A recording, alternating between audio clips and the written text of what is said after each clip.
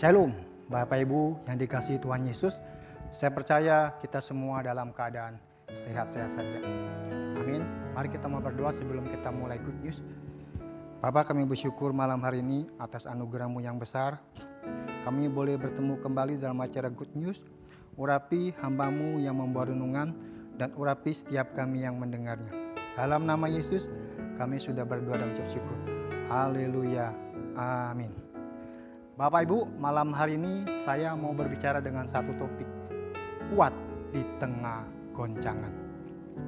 Saya akan membacakan di firman Tuhan satu ayat di Ibrani 12 ayat ke-26. Bunyinya begini. Waktu itu suaranya menggoncang bumi, tetapi sekarang ia memberikan janji, satu kali lagi aku akan menggoncangkan bukan hanya bumi saja, melainkan langit juga. Saudaraku, ayat yang barusan kita baca tadi merupakan peringatan keras dari Tuhan bahwa Dia akan menggoncangkan bukan hanya bumi tetapi langit.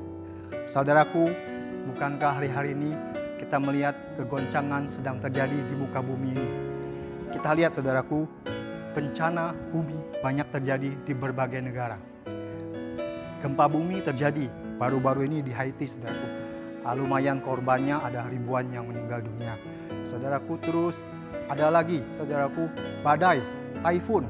Yang sekarang lagi ada itu taifun, itu badai Grace, saudaraku, yang ada di Teluk Meksiko. Saya percaya itu dampaknya juga sangat besar. Juga kita lihat lagi di berbagai negara gelombang panas. Saking panas saudaraku, banyak kebakaran hutan. Di mana di Rusia, di Yunani, di Eropa saudara, lagi dilanda gelombang panas saudara. Dan kita lihat banyak juga korban jiwanya. Itulah yang terjadi goncangan saat-saat ini. Tetapi saudaraku, ada goncangan yang sedang kita hadapi hari-hari ini, yaitu goncangan COVID-19 saudaraku. Dan saya katakan goncangan badai COVID-19 ini sangat besar dampaknya saudaraku. Kenapa? Seluruh dunia yang tertular hampir 205 juta lebih saudaraku. Dan yang meninggal hampir 4 juta lebih. Sungguh dampaknya sangat besar saudaraku. Ekonomi menjadi merosot. Itulah kegoncangan yang sedang terjadi hari-hari ini di muka bumi ini saudaraku. Suka atau tidak suka, mau atau tidak mau, kita sedang menghadapi goncangan tersebut. Nah saudaraku, yang menjadi pertanyaan, bagaimana kita bisa kuat dalam menghadapi goncangan yang sedang terjadi hari-hari ini, atau masa sukar yang sedang terjadi hari-hari ini. Malam hari ini saya mau membagikan ada dua hal yang harus kita lakukan supaya kita tetap kuat untuk menghadapi goncangan hari-hari ini. Yang pertama, apa yang harus kita lakukan, saudara? Kita harus menguatkan iman atau percaya kita kepada Tuhan. Saya mengajak kita membaca di kitab 1 Samuel pasal 30 ayat 1 sampai 6. Tapi malam hari ini saya akan membacakan satu ayat saja, yaitu ayat 6. Bunyinya begini saudaraku. Dan Daud sangat terjepit karena rakyat mengatakan hendak melempari dia dengan batu. Seluruh rakyat itu telah pedih hati, masing-masing karena anaknya laki-laki dan perempuan. Tetapi Daud menguatkan kepercayaannya kepada Tuhan Allahnya.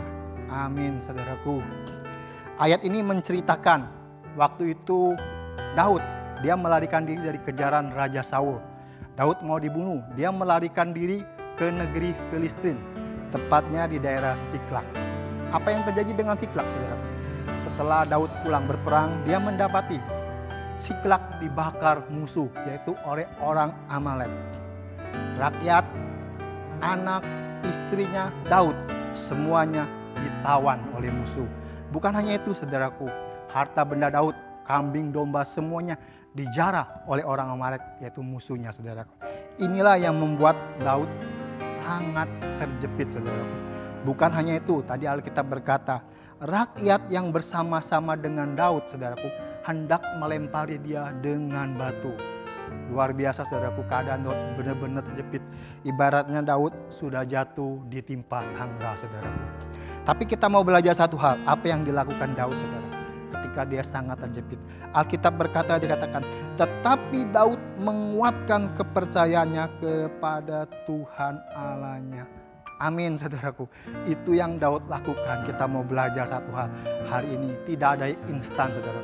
Dalam menghadapi masalah hari-hari ini, kegoncangan, kita harus menguatkan kepercayaan kita kepada Tuhan. Saudaraku, lewat apa, saudaraku?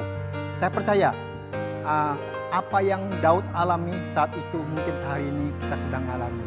Saya percaya akibat pandemi COVID-19 ini, saudara, mungkin ada usaha kita atau bisnis kita yang terjepit. Mungkin ada kesehatan kita yang terjepit karena ada yang terpapar COVID-19. Mungkin anggota keluarga kita, saudaraku. Mungkin keuangan kita yang lagi terjepit, atau hubungan suami istri yang lagi terjepit, hubungan orang tua dengan anak yang lagi terjepit, saudaraku. Nah, kita belajar satu hal, apa yang harus kita lakukan. Tidak ada jalan lain, saudaraku. Kita harus menguatkan iman atau percaya kita kepada Tuhan. Amin. Lewat apa, Bapak Ibu? Nggak ada jalan lain. Lewat bacalah dan renungkanlah Alkitab. Saya mau katakan, Bapak Ibu, hanya firman Tuhanlah yang menjadi kekuatan kita di tengah goncangan saat-saat ini, saudaraku. Di tengah kegelapan dunia akibat pandemi COVID-19 ini, kita butuh firman Tuhan sebagai pelita kita. Amin. Saya percaya firman Tuhan yang kita baca, firman Tuhan yang kita renungan, itulah yang akan menguatkan kita. Amin.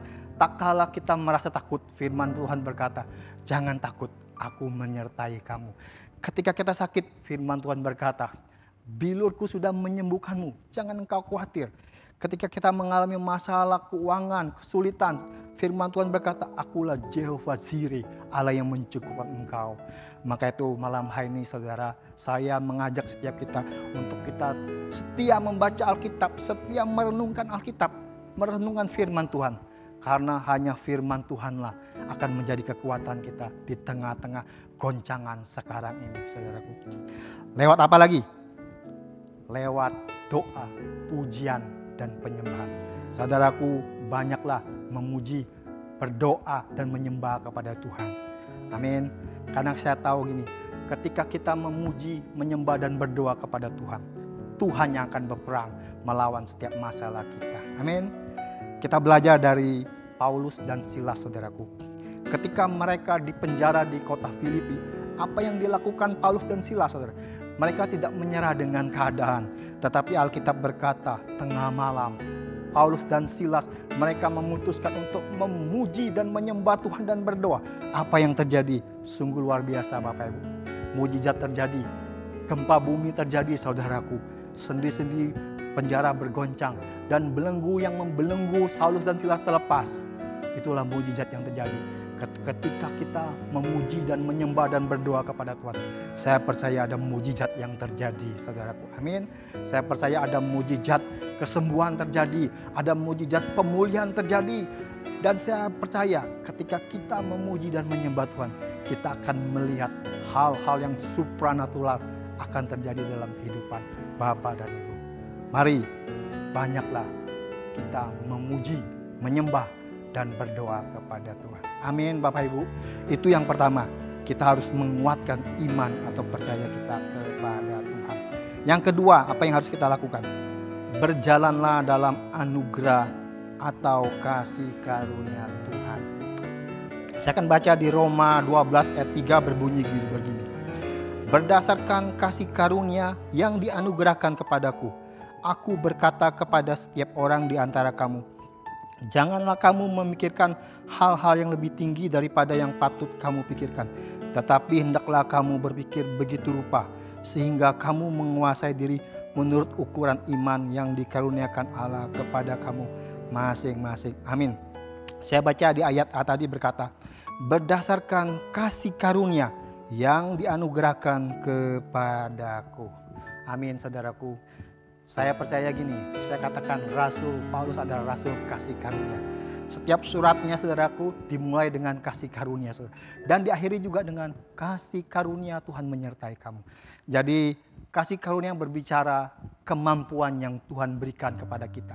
Bukan karena kekuatan kita, bukan karena kehebatan kita, bukan karena keperkasaan kita, tapi itu semata-mata karena anugerah, karena kasih karunia yang Tuhan berikan secara gratis, saudaraku. Kita nggak usah bayar kalau berbicara tentang kasih karunia. Jadi sekali lagi, kasih karunia adalah kemampuan yang Tuhan berikan kepada setiap kita, saudaraku. Dan ayat ini berkata, berdasarkan kasih karunia yang dianugerahkan kepadaku. Jadi Paulus adalah rasul yang sangat mengerti kasih karunia Tuhan. Boleh dikatakan gini, kalau dia boleh melewati setiap penderitaan atau masalah atau goncangan yang sedang dihadapi, itu semata-mata karena kasih karuniaku, kasih karunia. Paulus pernah dipenjara, saudaraku, dilempar batu, didera, dipukul, saudaraku, tenggelam kapal, kelaparan, saudaraku, dan banyak sekali penderitaan yang dialami. Dia katakan hanya semata-mata kasih karunia yang memampukannya, saudaraku. Saya katakan gini, hari-hari ini, saudaraku, hanya kasih karunialah yang akan memampukan kita bisa melewati goncangan yang sedang terjadi saat ini, saudaraku.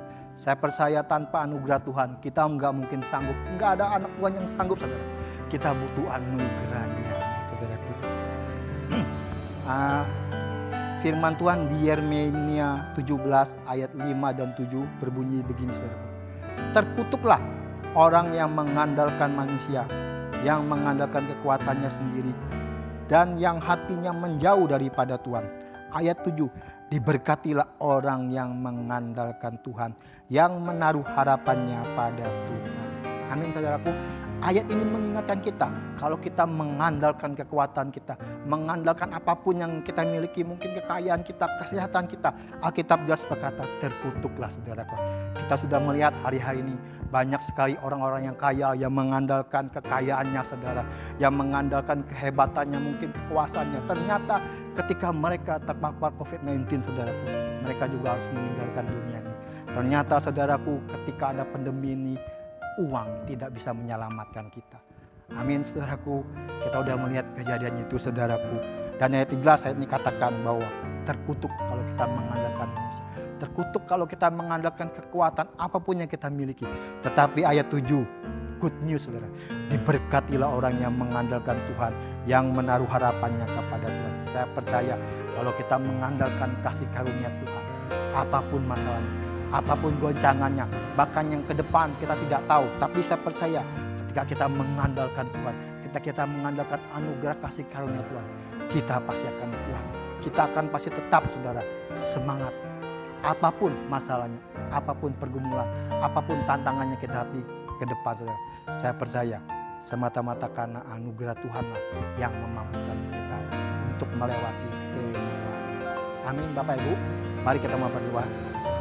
Kami bersyukur malam hari ini, Tuhan. Kami boleh belajar, Tuhan, firman Tuhan malam hari ini. Kami harus menguatkan iman percaya kami kepada Tuhan. Yang kedua, kami harus belajar berjalan dalam anugerah Tuhan. Karena kami tahu hanya Tuhan yang akan memampukan kami. Kami tahu ke depan, Tuhan, goncangan akan semakin besar. Kami tidak tahu apa goncangan yang akan terjadi. Tapi kami percaya ketika kami mengandalkan anugerah-Mu, kami akan bisa melewatinya. Terima kasih Bapa, biarlah firman Tuhan yang didengar ini, Tuhan, boleh menjadi kekuatan bagi setiap kami. Terima kasih Bapa, dalam nama Yesus kami sudah berdoa dan mengucap syukur. Haleluya, haleluya, amin. Selamat malam Bapak Ibu, Tuhan Yesus memberkati.